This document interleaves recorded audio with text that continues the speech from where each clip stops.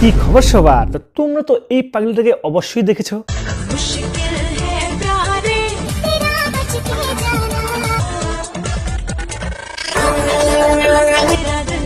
আরে বাবা, এটা কি দেখে ফেললাম রে ভাই!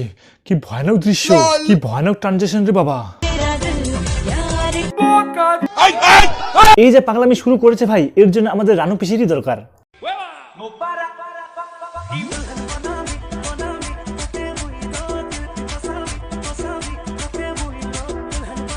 হ্যাঁ মারো, আরো জোরে জোরে মারো, মারে পাছাটা ভেঙে দাও।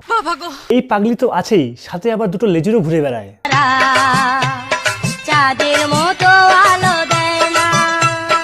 এইসব কি হাতের ভঙ্গি ভাই?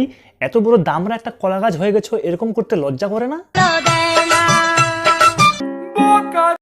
এটা তো গেল বাংলাদেশের মাল, এর সাথে আরেকটা লেজুর ঘুরে বেড়ায়, যাকে মামুনি দাদা বলে ডাকে। দিল্লিতে গিয়ে কেউ পাগল হয়েছে না হয়েছে আমি জানি না, কিন্তু দাদা নিশ্চয়ই পাগল হয়ে গেছে। কেউ একটা অগিভগি করে রাস্তা শুরু করে দিচ্ছে হোটেলের মধ্যে। দাদা বাহ, খুব সুন্দর সার্কাস দেখাতে পারে তো, আবার দেখি।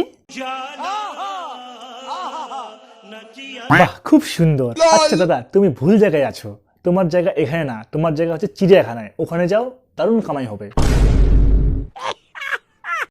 এসব তো গেল দুই পাগলের কথা। এখন আসি মেইন আইটেমের কাছে, মানে মেইন পাগলির কাছে, মানে এই দিদির কাছে। হ্যাঁ এই দেখো, এটা হচ্ছে লাল কেল্লাটা, পিছনে রামধনুর থাকে 7টি কালার, আমাদের মামুনি এখন ব্লগার। আমি তো প্রথমে বুঝতে পারিনি এটা লাল কেল্লা, ঠিক আছে, কিন্তু পরে জানতে পারলাম এটা লাল কেল্লা। আরে আমার চুনুপুটি অশিক্ষিত পাবলিক, পেছন ঝাঁকানো বন্ধ করে যদি একটু পড়াশোনা করতে, তাহলে তোমার এই দশা হতো না আজকে। ঠিক আছে, কিন্তু পরে জানতে পারলাম এটা লাল কেল্লা। তো আবার এই তোমরা আবার বলে দিও না যে অশিক্ষিত যা হলে যা হয়। আমি অতটা অশিক্ষিত না, কিছু কিছু মানুষ মানে নাই জানতে পারে, ভুলেই যেতে পারে। পাগলি আগে জানতো না যেটা লাল কেল্লা, ভাবা যায়? আচ্ছা মামুনি, বাড়ি যাওয়ার সময় না একটা ক্লাস 2 এর জিকে বই নিয়ে যেও। আমি জানি না কেন আমার এত হেটার্স, কেন আমার ব্যাপারে লোক খারাপ বলে তোমরা তাদেরকে এত কেন সাপোর্ট করো? আরে এত কেন হেট করো তোমরা মামুনিকে? এত সুন্দর সুন্দর তো কন্টেন্ট বানায় আমাদের মামুনি, তাও তোমরা হেট করো কেন? ছি, এটা ঠিক করো না তোমরা কিন্তু, ঠিক আছে? আমাদের মামুনি খুব ভালো কন্টেন্ট বানায়।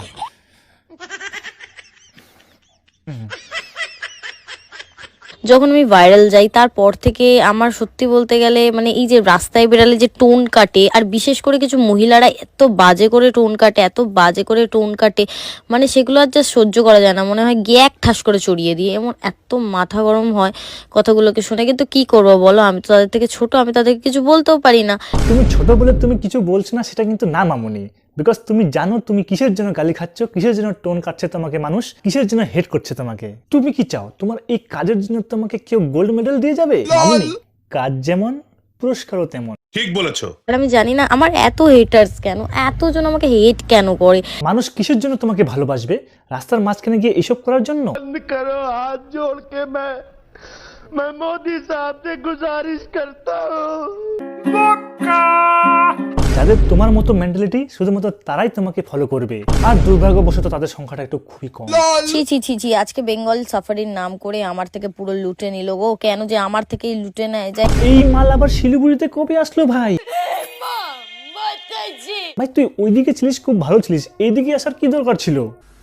বেঙ্গল সাফারি যে নামেই খালি চলে, আর কিছু না, আর ওখানে খুব কম লোকও যায়। দেখ পাগলি, তুই এদিকে আসছিস খুব ভালো কথা, এদিকে ঘোর, এদিকে খাবার খা, এদিকে অনেক জায়গা আছে ঘোরার জন্য ভালো ভালো, কিন্তু তুই এদিকে এসে আমাদের জায়গায় এসে আমাদের জায়গার নামে বদনাম করবি, এটা কিন্তু ঠিক না, মোটেও ঠিক কাজ করো না তুমি। আজ আমি চলে এসেছি কি কোরসান না করোনাশান না কি একটা ব্রিজ আছে না ওই শিলিগুড়িতে। ফার্স্ট অফ অল এটা করোনেশন ব্রিজ, নট কোসান। আর এটা শিলিগুড়ি, নট শিলিগুড়ি।